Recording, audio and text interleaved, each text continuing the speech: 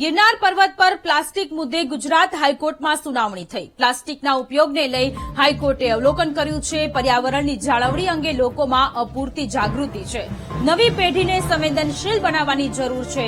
જાહેર હિતની અરજીમાં જૂનાગઢ કલેક્ટરે સોગંદનામું રજૂ કર્યું હતું।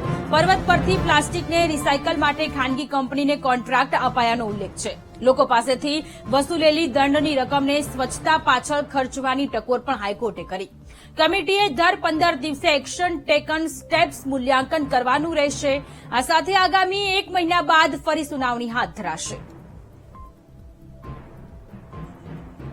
સંવાદદાતા દર્શલ ફોન લાઈન પર જોડાયેલા છે। દર્શલ, ગિરનાર પર્વત પર પ્લાસ્ટિક મુદ્દે ગુજરાત હાઈકોર્ટમાં સુનાવણી થઈ, કેવા પ્રકારનું અવલોકન હાઈકોર્ટનું? સોનલ, જે પ્રકારે ગિરનાર પર્વતમાળાને લઈને જૂનાગઢને લઈને આજે હાઈકોર્ટમાં સુનાવણી થઈ, ખાસ કરીને એક ધાર્મિક સ્થળમાં આજે મોખરે આ સ્થાન આવે છે અને તે જગ્યા ઉપર જ્યારે લોકો પ્લાસ્ટિક કે અન્ય વસ્તુ ફેંકતા હોય છે તો સીધી રીતે એક પર્યાવરણને અસર થતી હોય છે અને સાથે તેની સૌંદર્યતાને પણ અસર થતી હોય છે। આ બાબતને ધ્યાને રાખીને એક અરજી હતી, જે અરજી ઉપર હાઈકોર્ટમાં સુનાવણી થઈ અને સુનાવણી દરમિયાન જૂનાગઢના કલેક્ટરે પણ એક સોગંદનામું આપ્યું હતું કે તેઓના તરફથી આ જે પ્લાસ્ટિક હોય છે અને વસ્તુઓ જે નાખવામાં આવતી હોય છે તેને રિસાયકલ માટેનો કોન્ટ્રાક્ટ પણ આપવામાં આવે છે। એટલે કે કલેક્ટરે પોતાના તરફથી કામગીરી કરવામાં આવતી હોવાનો અહીંયા દાવો કર્યો છે। પણ જે લોકો જે રીતે પર્વતમાળામાં કે જે જગ્યા ઉપર આ પ્રકારે પ્લાસ્ટિક નાખવામાં આવે છે તેને લઈને લોકોમાં જાગૃતિનો અભાવ છે તે અહીંયા દર્શાવવામાં આવ્યું છે। હાઈકોર્ટે પણ અવલોકન કર્યું છે કે લોકોએ જાગૃત બનવું પડશે। આ સમયની માંગ છે।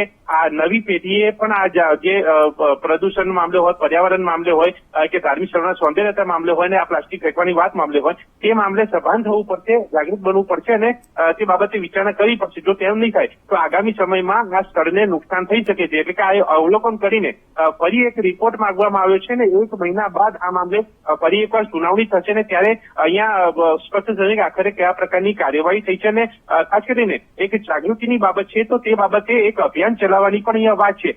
તે મામલે તંત્ર શું કરે છે અને લોકોમાં કેટલી જાગૃતિ આવે છે તે પણ જરૂરી છે, કારણ કે સ્વયં જો લોકો જાગૃત બનશે તો કદાચ આ ચીલો અટકશે અને સીધી રીતે આ ધાર્મિક સ્થળની સૌંદર્યતા અને જે અન્ય ગરિમા જે છે જળવાઈ રહેશે।